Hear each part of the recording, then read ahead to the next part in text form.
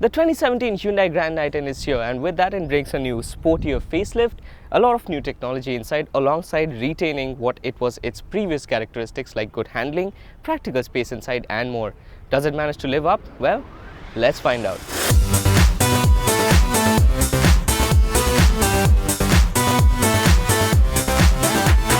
So the Hyundai Grand i10 2017 is one of the first hatchbacks at this price range to get such an infotainment system. And by such an infotainment system, we mean a system that gets Apple CarPlay and Android Auto.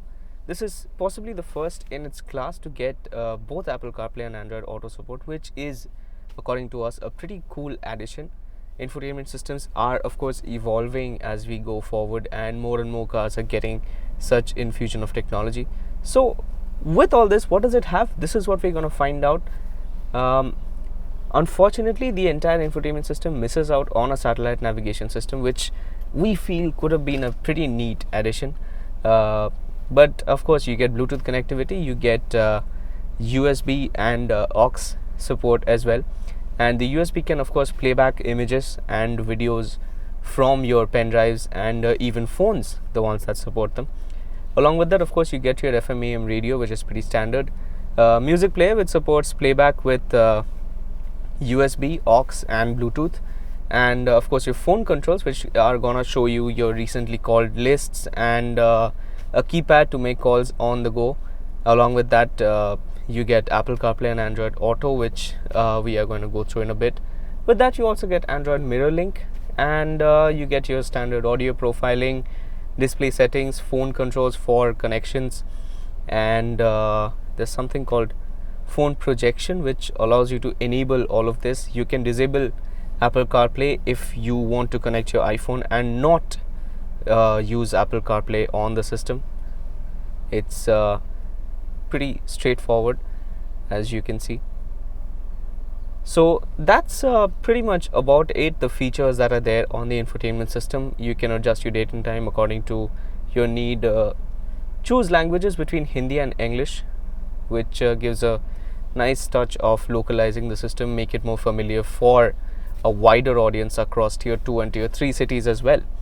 And here you get keyboard type, what you would want on the infotainment system, and a screensaver that's going to show up if you are not using any of the features on the infotainment system. So that is pretty much what you get with the Hyundai Grand i10 2017's infotainment system inside, which does miss the sat-nav system but is pretty compact and pretty well equipped for its category. Now, pairing via Bluetooth is pretty similar to what we've seen in the Hyundai Elantra. In fact, the entire system takes cues from the more expensive Hyundai Elantra, misses out on a couple of features, but in terms of operations, it's pretty much the same. For pairing with Bluetooth, you go to settings and you access phone. From there, you get your system Bluetooth info, auto connection priority in terms of which device the console is going to connect first. You switch to Bluetooth connections and you tap on add new, which is going to open up this prompt, from where you go to your settings and you scroll to the bottom. Since we've already paired it first, we're going to get the prompt for the Grand i10, and there you see the pairing request, and you just need to tap on pair, and as the passkeys match, you get your phone connected. Following which, you're going to get another prompt that's going to ask you if you want to set this as the priority phone. If you're the main driver of the car, you just tap on yes, and if you have multiple phones connected to the console, as soon as you step in, your phone is the one that the console is going to pair first. So that is pretty straightforward and is essential as well. And if you have selected that by mistake, you can of course go to auto connection priority and select which phone you want to pair to at first. Now, once you're connected to Bluetooth, you get your music and phone settings access once your phone is paired properly and all your call history and contacts have been downloaded. As you can see here, in case your call history has not been downloaded, you can simply tap on download, and once your permissions are enabled on your phone, you'd get your call histories downloaded on the phone onto the console itself. As the download is progressing, we're going to quickly show you other elements that you get. It's a proper smartphone interface. You get your time, you get your battery and network connectivity status. As you can see, you get a prompt also saying that the call history has been downloaded. It's fairly easy to sift through. It's exactly like a smartphone, so to say. You also get your alphabet scrolling functionality over here. You can go through quickly to a contact if you are looking for somebody specific, so that's also pretty easy. You go to dial to enter a phone number to dial as you would want, and then you get to call history for your recently dialed and received and missed calls all at the same go, so that you can call back, or you get separate lists as well. And in case you have favorites added, you can also add a favorite for speed dial purposes, which does make it a bit easier to operate on the road. So that's your phone controls. Along with that, you go to music, and as soon as you open the music, your phone is the one that's read by the console, and it's pretty straightforward. You just play the music on your phone and you get it relayed over here. So it shows streaming once it reads through the Bluetooth connectivity, and you can tap on the menu to access your sound settings, which gives you a position bar, which you can choose to select depending on which corner of the car you want the audio to come from, or you can simply tap on center to recenter the audio balance. You get the equalizer, where you get bass, mids and treble. Of course, that's the standard equalizer format, which you can drag with your finger to adjust or use the plus and minus buttons. You get a loudness setting, where the volume of the music playing is going to be slightly lowered when you switch on the rear parking camera, when you switch to the rear gear. And of course, volume limitation in startup is also there, so that it doesn't really jump onto the song as soon as you pair and get to it. And of course, you get speed dependent volume control, which automatically adjusts the volume to the vehicle speed, which is once again a neat safety addition of this entire infotainment system. So that's your Bluetooth features which you get. Along with this, once you switch on Google Maps, you would also get voice commands relayed through the speakers for navigation purposes. However, this does miss the sat nav. In roads where we didn't know the way around, we did miss the navigation option, although of course having an Android phone at hand would also allow you to use Google Maps with Android Auto. So to use Apple CarPlay or Android Auto, you need to use the USB port that's there on the central console. You just plug in the USB and connect to your phone, and as it shows reading, it automatically will register Apple CarPlay and disconnect the Bluetooth connection as well. So Apple CarPlay won't work with Bluetooth. In what is a very good thing, if you're playing music via Bluetooth and you suddenly switch to Apple CarPlay, you will not lose the track will not stop playing. You'll just get a small split-second intermission between the playback, and as soon as it shifts to Apple CarPlay, which you can see from here, you get Apple CarPlay on the screen, and there you go, the familiar Apple Music interface, which you can go back to it, and of course the same interface that we've been getting over the recent times. Now playing takes you to your Apple Music screen. This is your phone controls, where you get your recently called and contact lists, and of course Spotify and a few other third-party services, which right now in India the amount of third-party apps supported by Apple Music and Apple CarPlay are not extensive, but hopefully in the future this is going to increase. You also get Siri support. Right now our iPhone is not connected to the internet, but long pressing on the home screen of course brings up Siri, and you get voice commands to operate the entire console with. Of course, on messages and phones you need to operate them by Siri, and it doesn't let you read the messages that you deserve. Siri requires an internet connection. Now connecting with Android Auto is what is the tricky bit in almost every console. To connect with Android Auto, you first need to connect your device via Bluetooth, enable all the permissions on your phone, and accept all the permissions on the console. Following which, you need to use your USB cable to connect your phone to the console with USB, and then you get to initiate Android Auto on your phone, and then if everything goes well, it's gonna show up here. So this is what we're gonna try now. We're gonna try and connect Android Auto on this console. We've switched on Bluetooth on our phone, so we're gonna quickly go to settings, switch to phone, go to Bluetooth, and add a new connection. So you get the prompt. Since 4 devices are already connected, it prompts you that up to 5 devices can be connected. So we need to delete one phone from our paired device list. You also get to see that its call history and contacts will be deleted, so you need to re-download the call history and contacts when you repair a phone. And now you can add a new device, and your present device will be disconnected. And once that's done, you move to settings, go to Bluetooth, and wait for the i10 to turn up.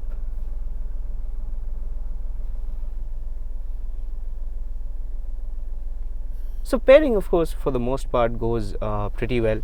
Bluetooth pairing is not the issue, but now that we are paired, and we don't mind setting it as our priority device as well, it's now that we'll go back to the home screen, go to the main menu, connect the phone with USB, and once it reads the USB device, we are hoping, well, it did not happen. Unable to connect Android Auto, so we have to switch on Android Auto, and even then, let's try reconnecting. You have to accept all the permissions once more, and finally you get Android Auto enabled. So that's a lot of permissions to be given. You need to grant access to contacts and your call history, and then accept all the permission controls that Android Auto wants, use your location, and etc. And finally you get Android Auto where your screen shows up in a blank screen, and then you get the customary tutorial which is there on every Android Auto setup, and you're ready to go. So your recently playing list is going to show up as the music card, and then you get the call card where you've received missed calls, and then you get the weather card as well, which is going to show you the present weather. And for Android Auto you get navigation. This is the most crucial bit of Android Auto. You get Google Maps, which of course once you've programmed it is going to show you destinations to home. It works exactly the way Google Maps would work on a phone. The central button is the home button, and you get to access Google. Show me the nearest petrol stations. Showing results for Google. Show me the nearest petrol stations. So that's pretty easy and pretty familiar for us as well. We've all been accustomed to Google Maps for a while, and that is by far the best, once again to say. And then you also get your call lists, your call cards, which you would get to access your contacts and recently dialed lists on the screen. You get your missed call and call history separately as well, and dial a number with the familiar Android keypad as we've seen on so many phones across time. And then you can switch to music, which gives you the music player format for Google Play Music, and you can simply tap on play.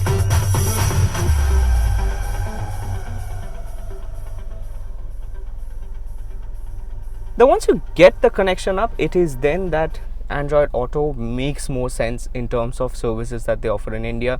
You get cards for WhatsApp and SMS and every other service, and this is what makes Android Auto so versatile. This is what makes Android Auto so much more practical.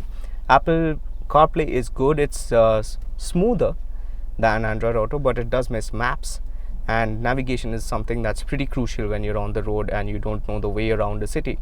So right now, everything put together, Android Auto is the infotainment assistant to get on your car. And thankfully, in this segment, it is the console that makes the Hyundai Grand i10 2017 stand out from the crowd of hatchbacks.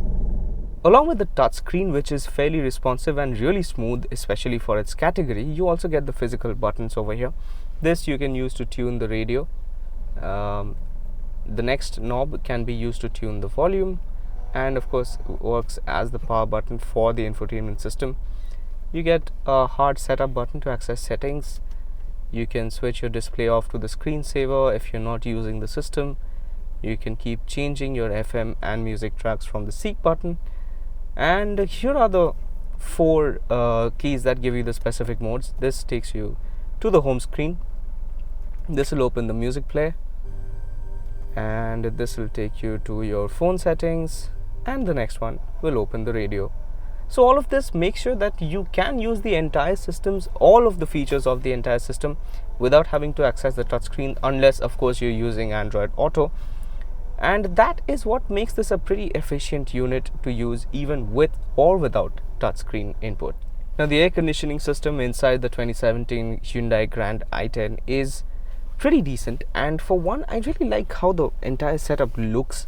It's got this nice Rexine finish around it, and it's got this butterfly-ish pattern over here, which does give an aesthetic appeal and looks more upmarket, especially considering the competition that's there in this segment. You don't get dual channel air conditioning control, but it does suffice when you're inside the car. It does take a little while to cool the car when you have parked it under full sunlight, so but that's expected. And in terms of cooling, it does fairly well, although the blower is a tad bit noisy, but it does get the job done fairly well. As you would see as I turn it up, it does make a fair bit of noise. And along with it, you get front and rear defogger. You of course get air circulation, and this is the AC power button, and the temperature control, which goes down to a minimum of 17 and can go all the way up to 32. So with that done, you also get automatic climate control, which is gonna set your AC on autopilot. You can simply switch off the system if you do not need the AC. And you of course get mode, which is going to control the airflow channel that you're going to get from the air conditioning system. So all of that combined makes this air conditioning system pretty pliant and very well sufficed for a car of this stature. You also get 2 AC vents at the rear on the column for rear passengers, which is also a very good addition, especially considering this segment, which all of which combines to make the 2017 Hyundai Grand i10 a very practical car to own, which has all of the essential features and does all of it in style. Now the steering wheel of the 2017 Hyundai Grand i10 doesn't get extensive range of controls, but it does get all the essential controls in place. Once again, keeping in mind how every feature about this car is about practicality.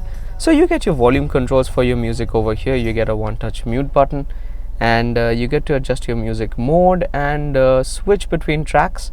You get your call receiving and call reject button over here, and a voice control button for making calls and playing music. And over here you get your MID controls. The trip button is what is going to control the MID, which just shows trip details. It shows you the net distance covered and distance covered per trip. So as you adjust, you get these features on with the MID. And of course you get a one-touch reset of your trip meter, which is going to reset the trip meter to 0, so you can count the distance covered in future from 0. So that's it for the steering mounted controls. The instrument cluster over here, as you can see, it's got this nice sporty LED backlighting for the speedo and the tacho, along with the fuel gauge and the temperature gauge. And the steering itself can be height adjusted. It's not telescopic adjustment, but you do get height adjustment fairly well over here, and you can latch it on. And of course the standard wiper, which also gives you a rear wiper and the lights to the right. That's it from the MID and the steering, along with the infotainment system, all of which is about practicality, is easy to use, is pretty comprehensive, and covers all the essential features at one go.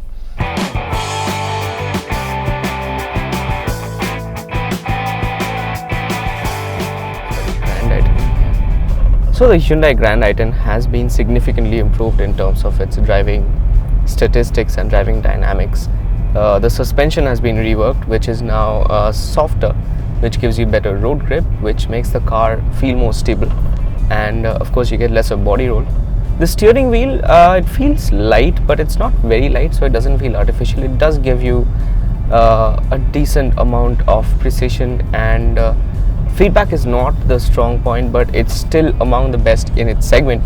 So it's pretty fun to handle in the city. It's good fun to drive, and on the highway, the 1.2 litre diesel engine that powers the top variant of the 2017 Hyundai Grand i10, it feels reasonably powerful, so you can accelerate up to about 130 with reasonable ease and comfort, but beyond that it does feel a little strained. But the best part about this engine is that it is very responsive in the city, and it's quite zippy to handle, and it's easy to operate as well, which is what makes this a very comfortable, practical hatchback to own.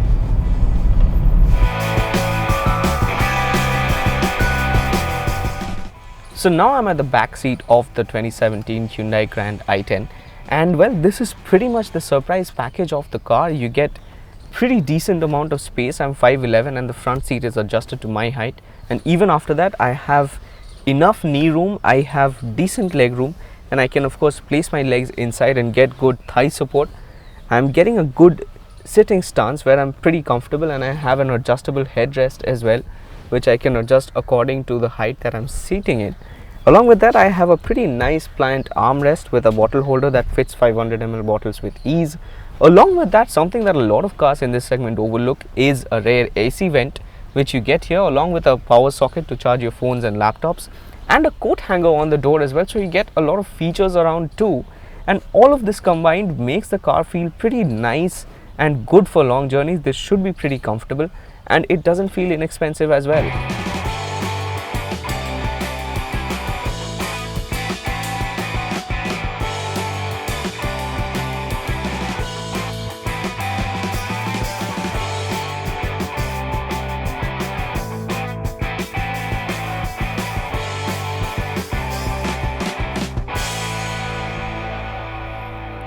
So that's that about the 2017 Hyundai Grand i10.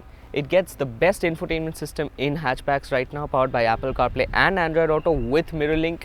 Along with that, it gets a nice dosage of practicality in terms of storage. It gets a lot of cubby holes to keep everything inside, nice space in the back row as well, and good comfort along with nice dynamics with a softer suspension that gives you better stability and overall better ride. It also gets nice practical additions like a coat hanger inside and the rear wiper with washers, and this is what makes the Grand i10 special in terms of practicality. It is the car you'd want to own in the city if you're on a conscious budget and you want as many features as possible. That's it from the 2017 Hyundai Grand i10. We've had a lot of fun reviewing it. Stay tuned to digit.in for more such reviews. So now I'm at the back seat of the 27 Grand Hyundai. Kya naam hai gari ka? This of course helps you change the MID or the tracks rather. क्या बोल रहा हूँ मैं, एक बार और करते हैं sir. So now I'm at the back seat of the 27 Hyundai Grand i10, and well, it's pretty spacious. You said 27. 2017. I said 27. Making this one of the most practical hatchbacks that we've had around us. Well, does this one manage to live up to its old one? Let's find out.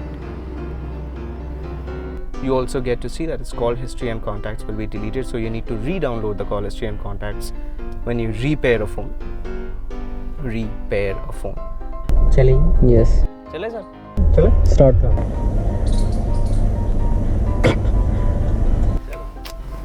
एक तो गाड़ी का नाम भूल जाता हूँ. Anyway.